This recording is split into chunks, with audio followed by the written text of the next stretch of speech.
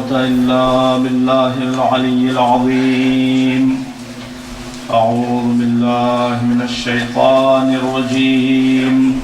بسم الله الرحمن الرحيم. الحمد لله رب العالمين، والصلاة والسلام على أشرف الأنبياء والمرسلين حبيب إله العالمين سيدنا ومولانا أبي القاسم محمد. اللهم صل على محمد وآل محمد وعلى أهل بيته الطيبين الطاهرين المعصومين المظلومين، ولعنة الله على أعدائهم أجمعين. أما بعد، فقد قال الله الحكيم في الذكر الكريم: أعوذ بالله من الشيطان الرجيم. يا أيها الذين آمنوا اتقوا الله وكونوا مع الصادقين. صلوات. اللهم صل على محمد وآل محمد وعجل فرجه. This is the verse number 119 of Surah At-Tawbah. And in this verse, Allah subhanahu wa ta'ala commands all believers to safeguard against evil and join those who are true and nothing but true. And as you all are aware that tonight is the night of Jummah, and this night is dedicated to Imam Mahdi Ajjalallahu Ta'ala.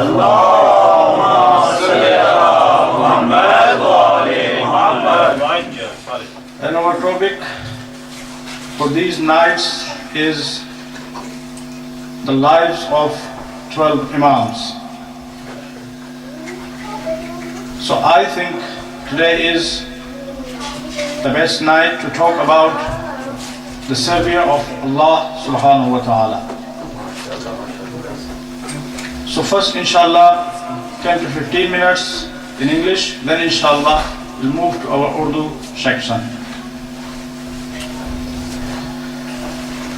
Imam Mahdi, اللهم صل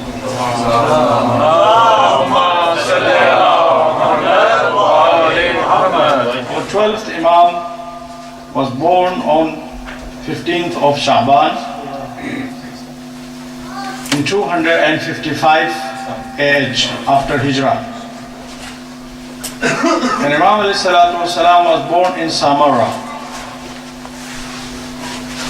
And the parents of our 12th Imam are Imam Hasan al-Askari and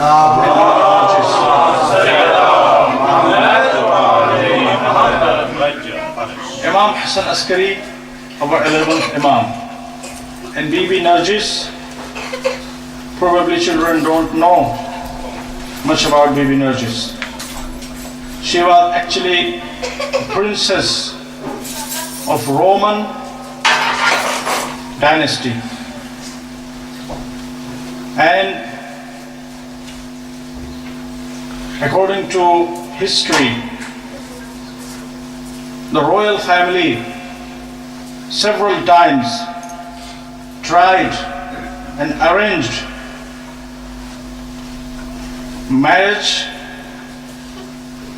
of Bibi Narjis with a prince in Rome. And whenever they arrange the celebration, the festival for marriage, there was something unusual. For example, earthquake, which prevented that marriage. Eventually, one night, Bibi Narjis Khatun sees a dream, a very, very strange dream. And in that dream, she was blessed to see Bibi Maryam and Bibi Fatima alayhi salam.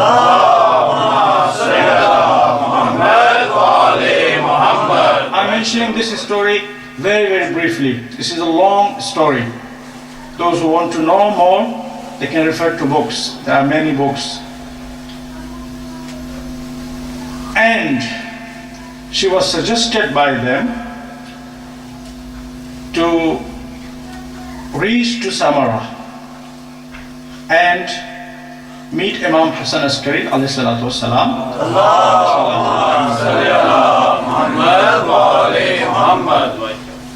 and marry him. And she was given the instructions how to do so. She followed the instructions and she arrived on the port of Samarra in the form of a slave girl. And on Imam Hassan Askari side, Imam Hassan Askari, his father actually, Imam Ali Naqi, he knew the situation, so he had already sent someone from his companions to purchase that slave girl. And Imam alayhi salatu wasalam had given his messenger the full distinctions and details about Bibi Narjis. And in this way, Bibi Narjis was brought in the household of Ahlul Bayt alayhi salatu wasalam. And later on, she was married with Imam Hassan al-Askari alayhi salatu wasalam. So reflecting on this point, we understand that since Imam Mahdi ajalallahu ta'ala farjahu sharif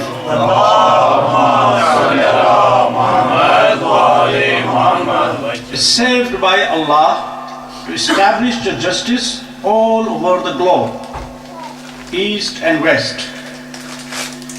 And if you look at today's world is divided into two major parts, Eastern and Western.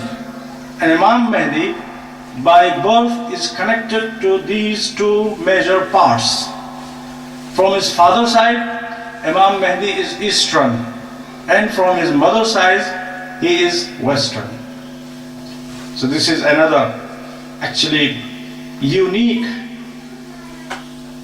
arrangement from Allah subhanahu wa ta'ala about Imam Mahdi ajalallahu ta'ala. And his name is the same as our beloved Prophet Muhammad sallallahu alaihi wasallam.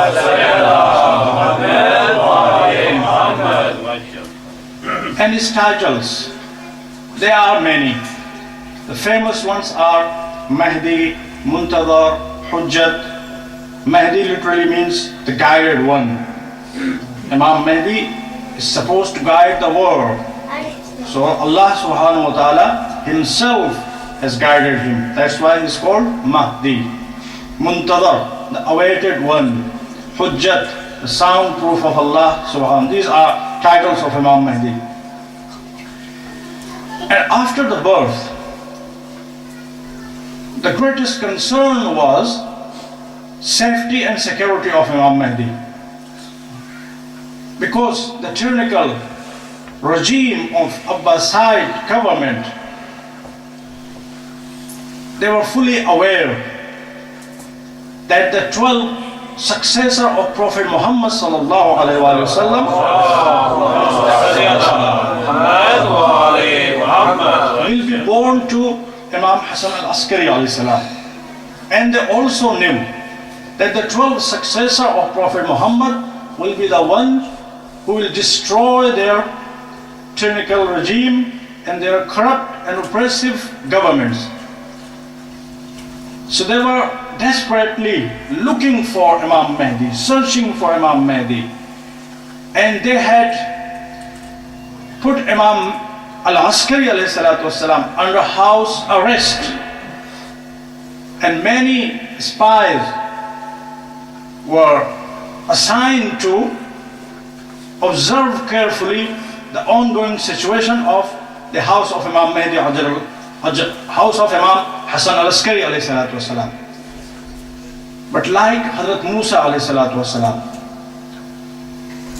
Fir'aun tried his best to prevent the birth of Hazrat Musa, but Allah subhanahu wa ta'ala is got power over everything. Allah subhanahu wa ta'ala's plan superseded their conspiracies. In the same way, Allah subhanahu wa ta'ala had decided that Imam Mahdi ajallahu ta'ala Fazul Sharif should be born, and Imam Mahdi alayhi salatu wasalam, due to best possible conspiracies, or you can say worst possible conspiracies, was born to Imam Hasan al-Askari alayhi salatu wasalam. And another very, very sad incident which took place in the life of Imam al-Hujjah alayhi salatu wasalam, that just after 5 years, Imam alayhi salatu wasalam lost his father. Imam Mahdi was born in 255 age, and Imam Hasan al-Askari alayhi salatu wasalam, his father departed the world in 260 age. So after the sad demise of Imam Hasan al-Askari alayhi salatu wasalam, there was no other way to prevent enemies to reach to Imam Mahdi, to protect Imam Mahdi, to save Imam Mahdi, except allowing Imam Mahdi Ajjallahu Ta'ala Fazul Sharif to live in occultation, ghaiba. And you know Imam Mahdi, our savior, he's got two types of ghaiba.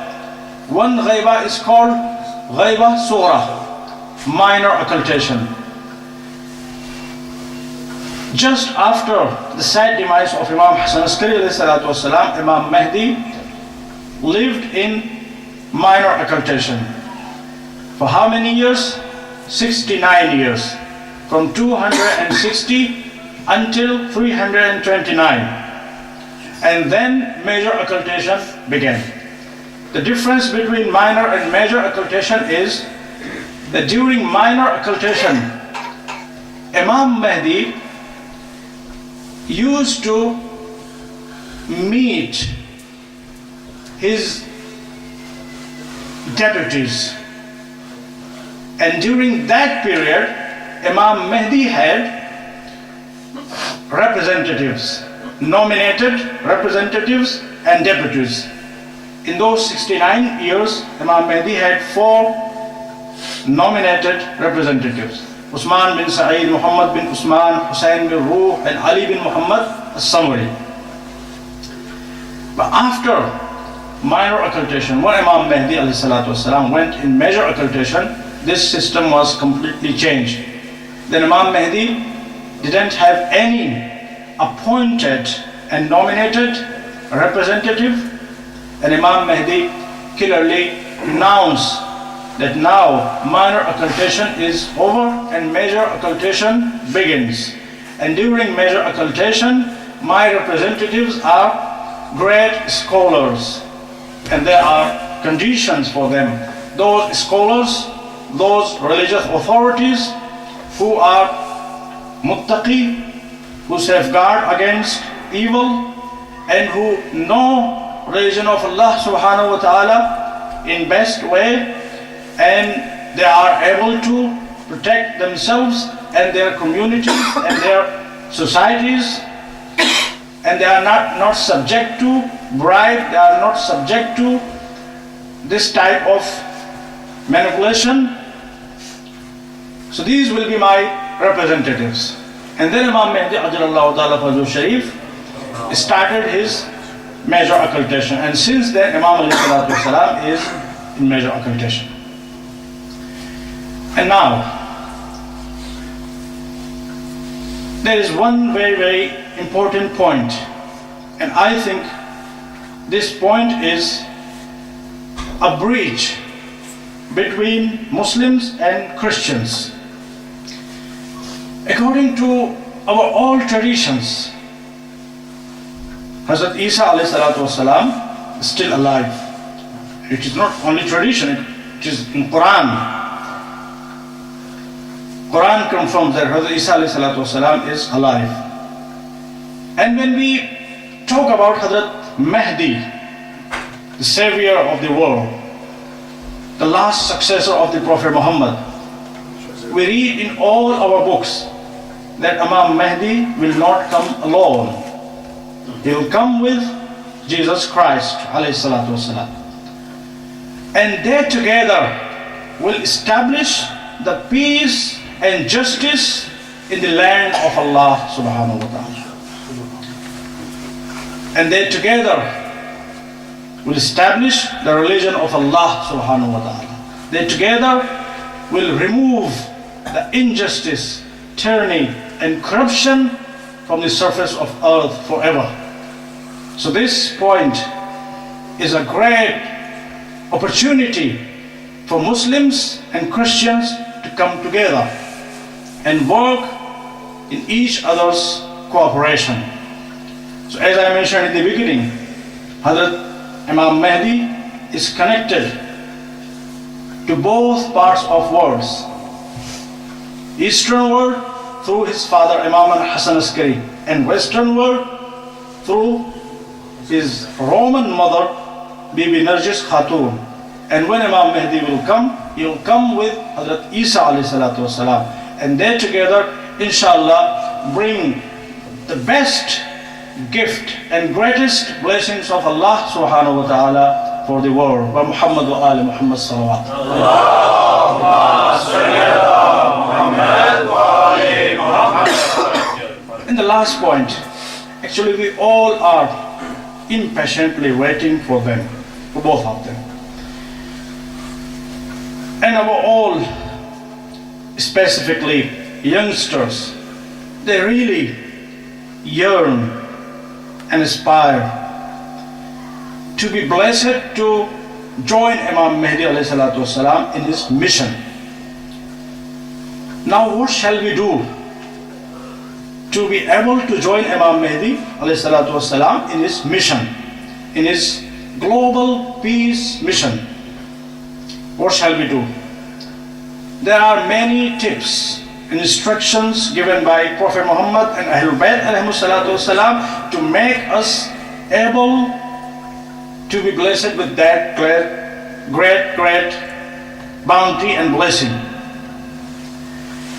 For example, praying for Imam Mahdi, and there are many supplications we are asked to recite, giving charity for Imam Mahdi, remembering Imam Mahdi.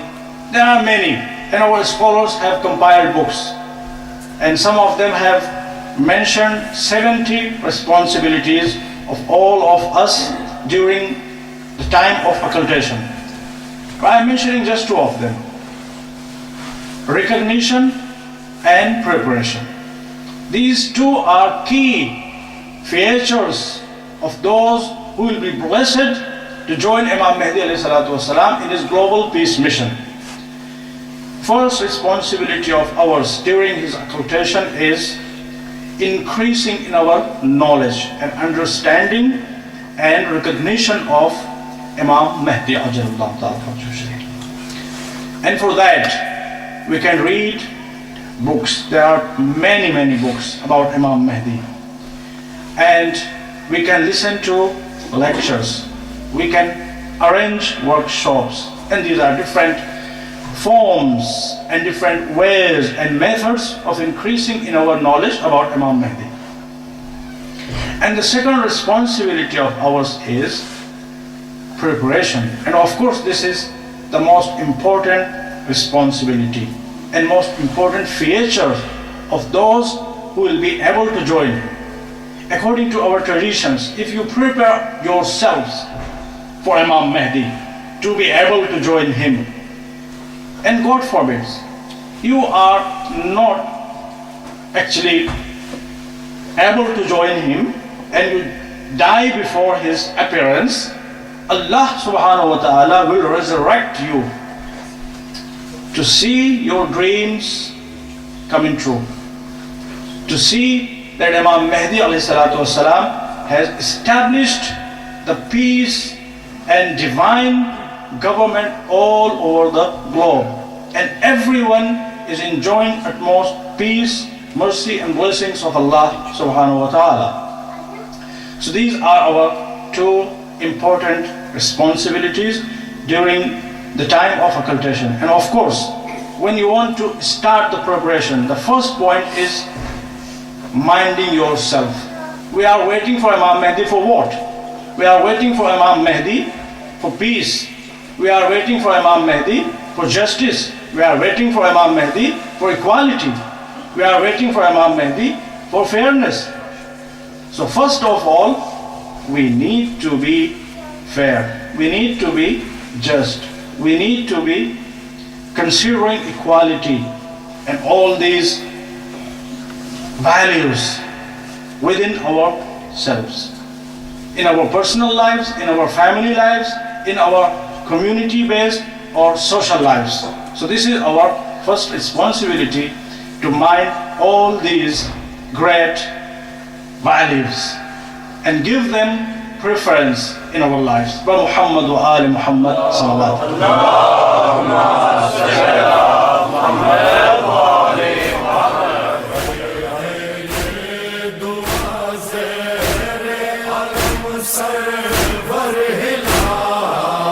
कर रहे हैं ये दुआ ज़ेरे अलम server हिलाल। ऐ खुदा ये गम बफ़ैज़े पंजतन जिंदा रहे।